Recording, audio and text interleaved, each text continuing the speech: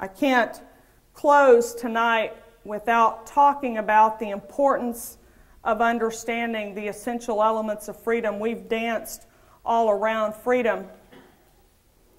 I have, because I've hosted many of these kinds of events where I've put candidates up in front of crowds. I've sat in that audience and I've listened to people. As a candidate, I know what you want to hear. You want the border closed, you don't want nationalized health care, you want property taxes fixed, and you want better education in Texas. And I can sing that song all day long. And so will Kay Hutchison, and so will Rick Perry, and so will every state representative candidate and every state Senate candidate. Because those are the crises that you're feeling today. But what will your crisis be in January of 2011 when those people take office? You don't know. Will there be another 9/11 between now and then? You don't know. What you better know is what those individuals that we elect to serve us in government believe about freedom and the proper role of government. Do they know the difference between those policies that protect and preserve freedom and those that destroy it? Boy, I've been on a quest to find the answer to that question. I am here. I believe there are two things, if you look over all of history at those societies and nations that were the most free and most prosperous, you will find that they had in common private property ownership and gun ownership. When man keeps what he works for, the property of his labor, the product of his labor, he is free and he will work and he will produce. We don't own property in Texas. We rent it from the city and the county and the MUD district and the emergency service district, and the list goes on. My little rural county, Wharton, 2 counties removed from here, 21, because we got 2 new ones, 21 taxing districts in one little rural county, and I dare say in Harris County there's a whole lot more than that. See, you're renting your property. We've got to restore private property ownership in Texas, and I could spend a night on the fiscal implications of doing that, but we've got to eliminate property tax in Texas so that we own our property again.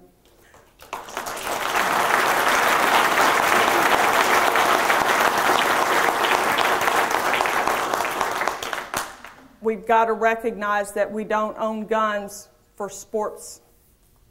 We own guns for protection.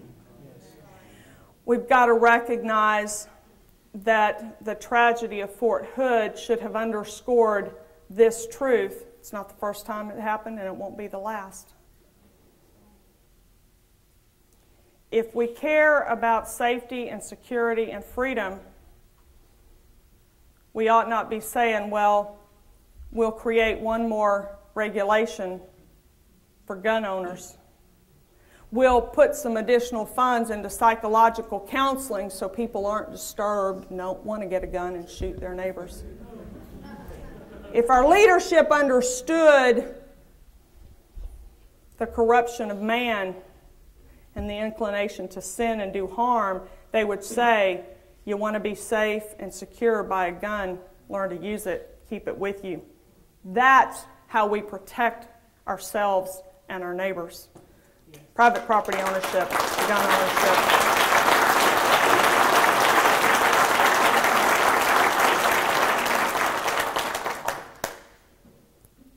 The litmus test in the Republican primary might ought to be, will you protect private property? Will you restore private property ownership in Texas? And if you won't, you don't get my vote. That's how you get rid of property tax. Every state representative in Texas is up for election on March the 2nd. Every one of them. You send to the Texas House men and women who are committed to restoring private property ownership. You know what happens to the Texas economy when you get rid of property tax? We all get a $3 billion increase in net personal income the first year, and we add 150,000 new jobs in Texas. Real jobs in Texas. The governor's going to tell you next Thursday that we have added 140 143, I think, 143 or 146,000, so my family's going, Mom, you've talked about this. New jobs in Texas in the last 4 years. Do you know how many new jobs? I think it's 142. You know how many new jobs we've added in the government sector in Texas in the last 4 years? 156. You got 142,000 new jobs, but 156,000 of those are in the public sector. Is that job growth? That's government growth. So when you hear those Texas unemployment numbers and those Texas employment numbers, dig a little deeper. Because I bet you're not feeling the prosperity in your pocketbook. You're hearing this story and you're thinking, there's a disconnect. Because they're telling me I'm more prosperous.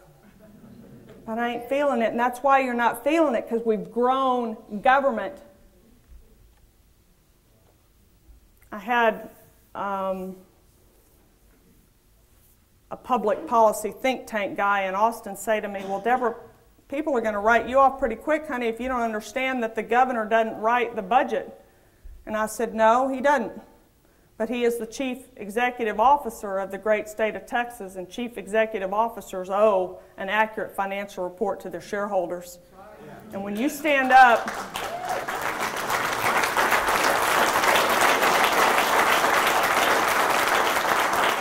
When you stand up and tell me we've got a balanced budget,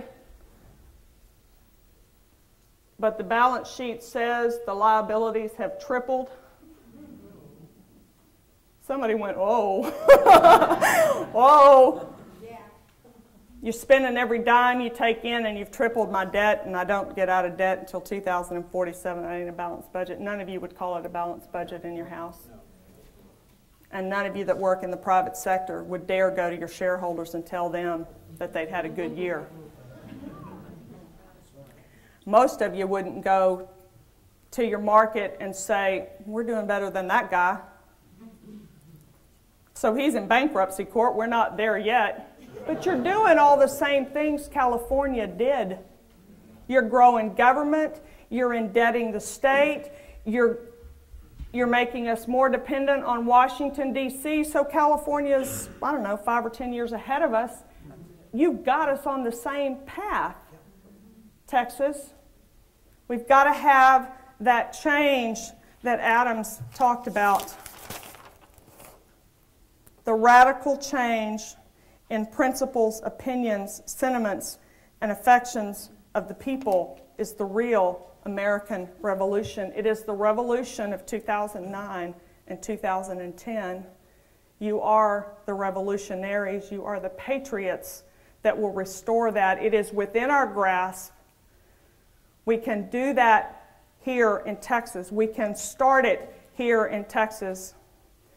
Mac has talked about, as he's traveled around, he doesn't bother to petition Washington anymore. He's focused locally. Let's turn our attention on Texas. Let's make sure that we get a House of Representatives and senators who understand freedom is first, private property ownership and gun ownership. Get that back. Get rid of property tax in Texas. Who understand that it is Texas' responsibility to check Washington, D.C. at Article 1, Section 8, and nothing else.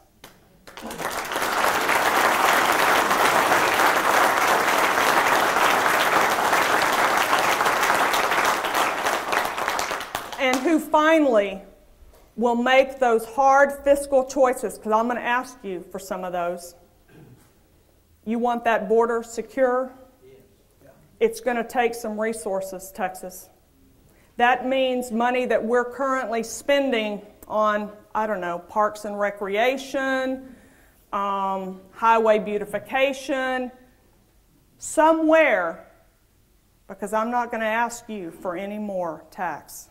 Somewhere with what we've got to get resources to the border.